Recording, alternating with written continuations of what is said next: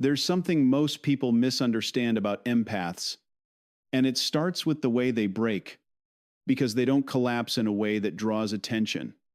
There's no explosion, no visible fracture, no moment where everyone suddenly realizes something has gone wrong.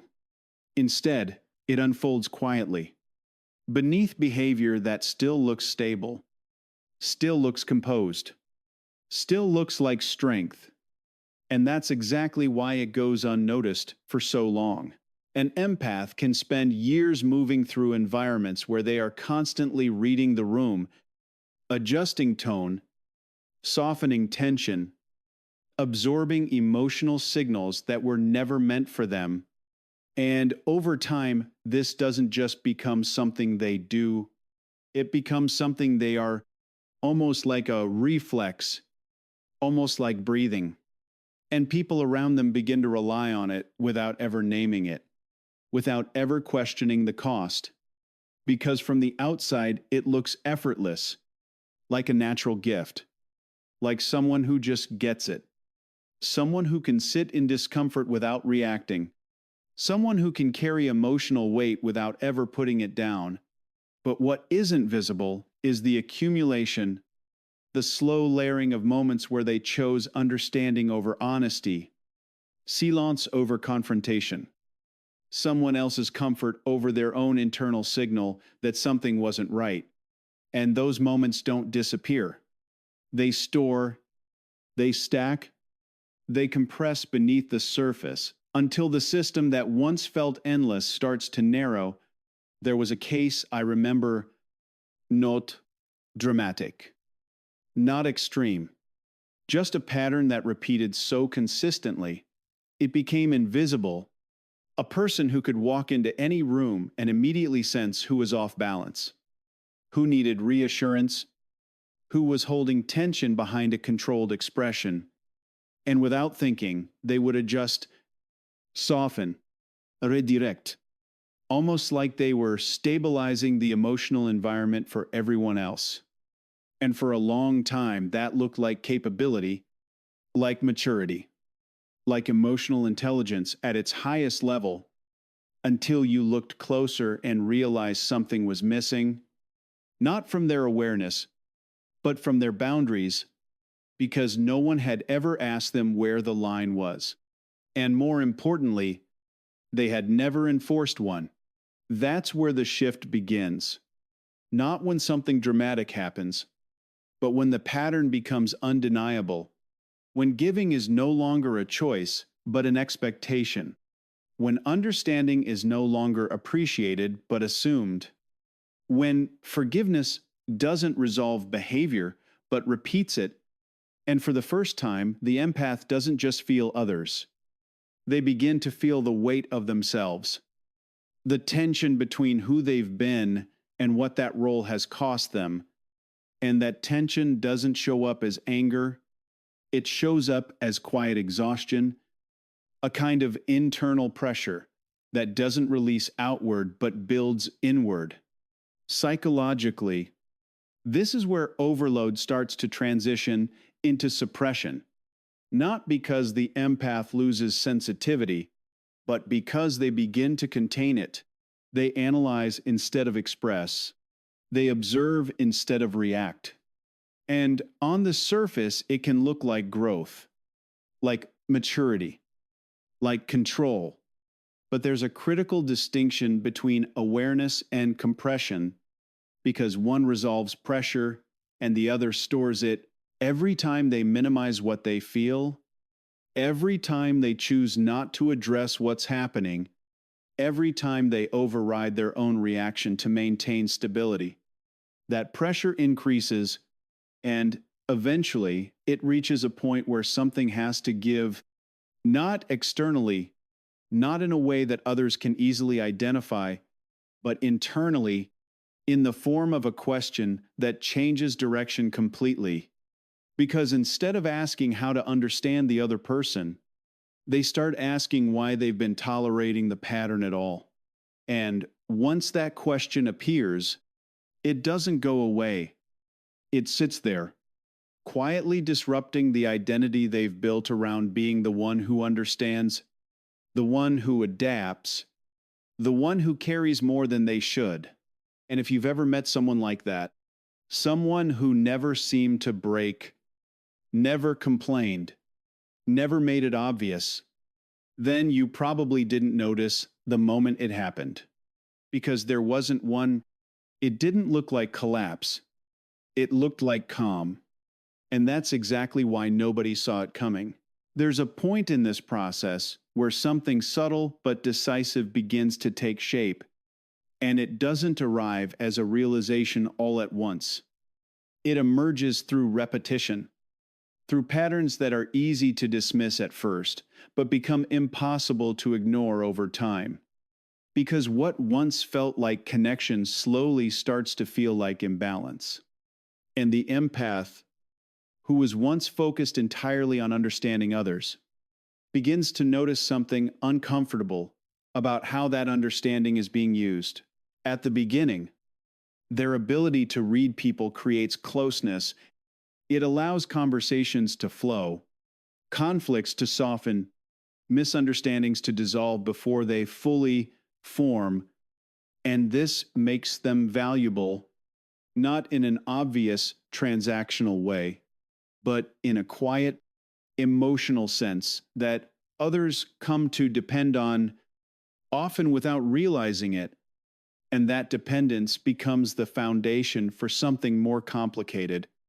Because when one person consistently does the emotional work for both sides, the dynamic shifts, not dramatically, but structurally. I remember observing a situation where one individual would always anticipate reactions before they happened, adjusting their tone, explaining things more clearly than necessary, even taking responsibility for emotions that were not theirs just to keep the interaction stable. And at first it looked like skill, like someone who understood human behavior at a high level, but over time the pattern revealed something else. Because the other person stopped meeting them halfway, stopped clarifying, stopped reflecting, and instead began to rely on that effort as if it were part of the relationship itself. This is where understanding begins to turn into exploitation. Not because the other person is always consciously manipulative, but because the absence of resistance creates opportunity. And people, by nature, tend to follow the path of least effort when it's available to them. The empath explains, so the other person doesn't have to think as deeply. The empath forgives, so the other person doesn't have to change as quickly. The empath absorbs tension, so the other person doesn't have to sit with discomfort. And over time, this creates a loop where one side is constantly giving and the other side is passively receiving, reinforcing the behavior without ever needing to acknowledge it. What makes this especially difficult to detect is that it doesn't feel aggressive. It doesn't feel like harm. In the traditional sense, it feels like familiarity, like routine, like something that has always been there. And because of that, the empath continues, often believing that this is simply how connection works, that deeper understanding requires deeper effort, that maintaining harmony means taking on more than their share. But eventually, something starts to shift internally, not because of a single event, but because the emotional return on that investment begins to diminish. Conversations feel heavier, interactions feel less reciprocal, and there's a growing awareness that the same patterns are repeating without resolution. This is where the question changes, and that change is critical, because it marks the transition from outward focus to inward evaluation, from asking how to better understand others to asking why the same dynamics keep occurring, why the same types of interactions lead to the same outcomes, and more importantly, what role they themselves have played in maintaining that cycle. And once that line of thinking begins, it becomes difficult to ignore because it introduces a level of accountability that was never directed inward before. It challenges the idea that understanding alone is enough to sustain a healthy dynamic, and it forces a recognition that empathy, when it operates without boundaries, doesn't just create connection, it creates access, unrestricted, unfiltered access that others can step into without ever having to earn it. At some point, the pattern stops feeling like coincidence. It starts feeling like a system, and once a person realizes they've been participating in that system, not by force, but by habit, something shifts. Not loudly, not dramatically, just enough to make them stop the next time it happens. After that shift takes hold, the change that follows is not loud. Note confrontational, and not announced in any way that others can easily recognize, because from the outside, the empath still appears present, still engaged, still capable of holding a conversation with the same calm and clarity they always had. But something fundamental has been removed from the way they interact, and that absence begins to alter everything. What disappears first is the need to explain, and this is more significant than it seems, because explaining was never just about communication. It was about control, about maintaining stability, about making sure nothing was misunderstood to the point where it could create tension or distance. Empaths tend to overexplain not because they lack confidence, but because they are constantly anticipating how their words might be received, adjusting in real time, filling in gaps before they even appear, translating their intentions into something that cannot easily be misread. And in doing so, they reduce friction, they make interactions smoother, safer, more predictable for everyone involved. But over time, a pattern becomes visible, and once it is seen clearly, it cannot be ignored. Because not all misunderstanding is accidental, and not all confusion is genuine. There are moments where explanation becomes a tool for others to avoid responsibility, where the empath's willingness to clarify creates space for the other person to remain vague, inconsistent, or even intentionally unclear, knowing that the empath will step in and resolve the tension anyway. I've seen this happen in environments where one person would consistently articulate both sides of a situation, almost like they were arguing on behalf of the other person as well, softening their own position, providing context that was never asked for, and in doing so, unintentionally removing the need for the other person to take ownership of their behavior. At first, it looked like emotional intelligence, like someone who could see nuance where others could not, but over time, it revealed something else. Because the more they explained, the less the other person needed to, and eventually the entire dynamic depended on that imbalance. This is where the empath begins to withdraw, not from the interaction itself, but from the effort that was sustaining it, and instead of correcting every misinterpretation, instead of stepping in to smooth every rough edge, they allow the conversation to unfold without interference. They stop filling silence, and in that silence, something interesting happens, because without guidance, without emotional cushioning, people begin to reveal more than they intend to. Their assumptions surface. Their patterns become visible. Their inconsistencies are no longer covered by the empath's effort to maintain clarity. This marks a transition that is both subtle and profound, because the empath moves from participant to observer, from someone who actively shapes the interaction to someone who studies it, and that shift creates distance, and distance creates clarity.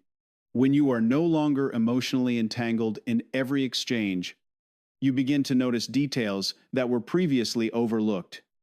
The small contradictions, the shifts in tone, The difference between what is said and what is actually meant, and for someone who has spent years immersed in emotional nuance, this clarity is not new, but the way it is used is they are no longer using it to connect, they are using it to evaluate, to ask quieter questions that don't require immediate answers.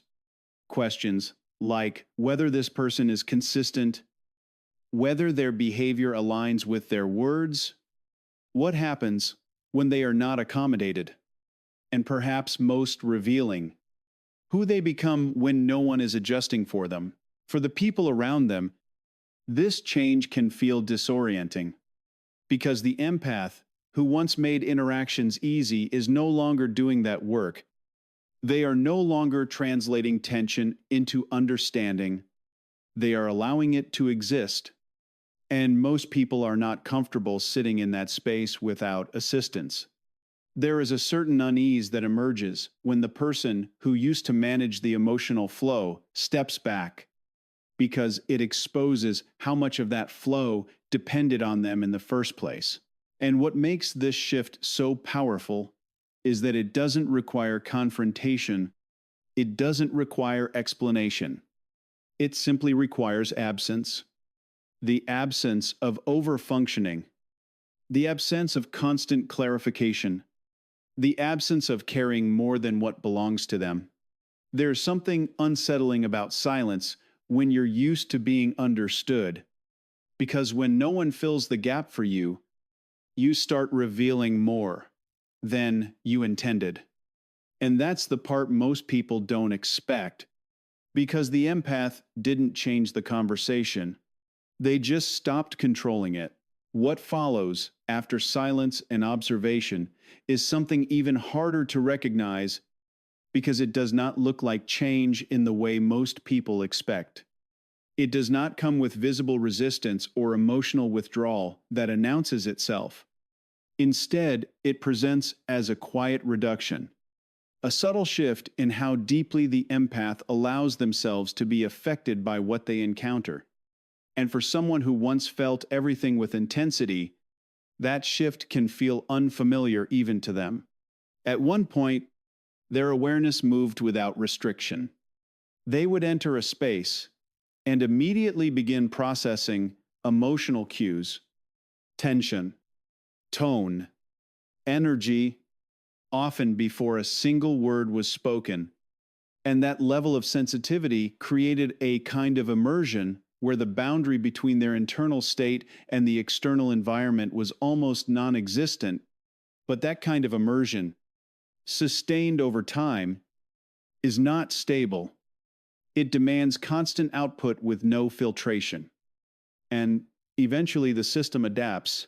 Detachment begins there, not as a decision to care less, but as a response to the realization that caring without limits leads to depletion.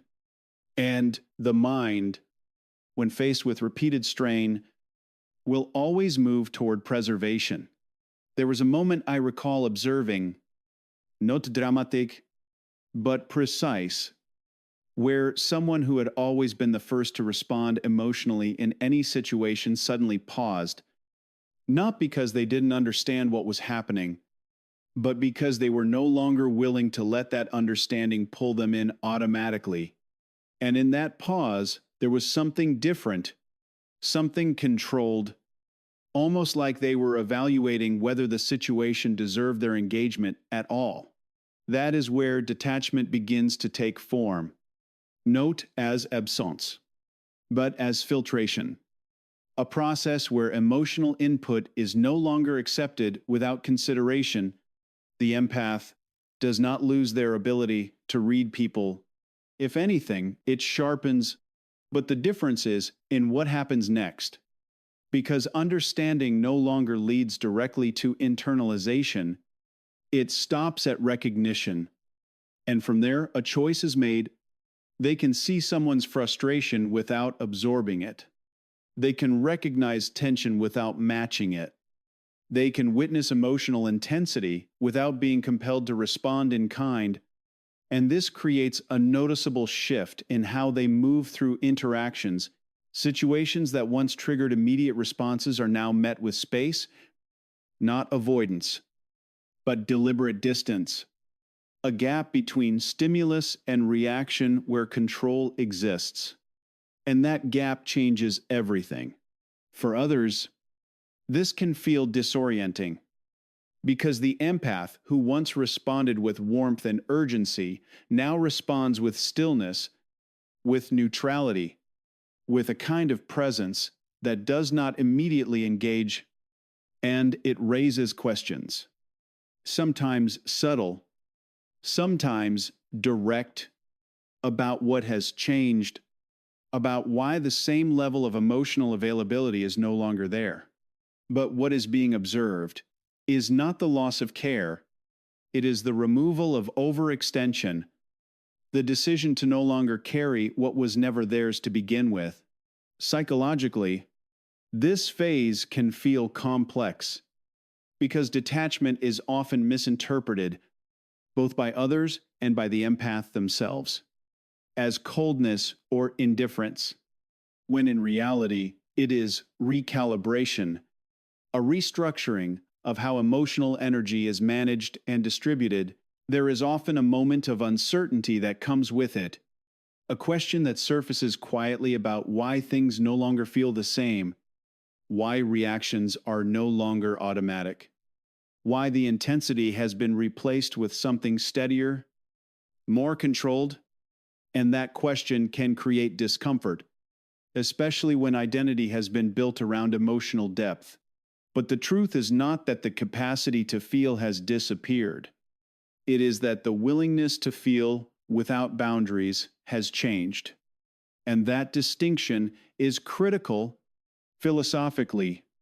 This is where the empath begins to redefine connection, moving away from the idea that understanding requires immersion and toward the realization that it can exist without loss of self.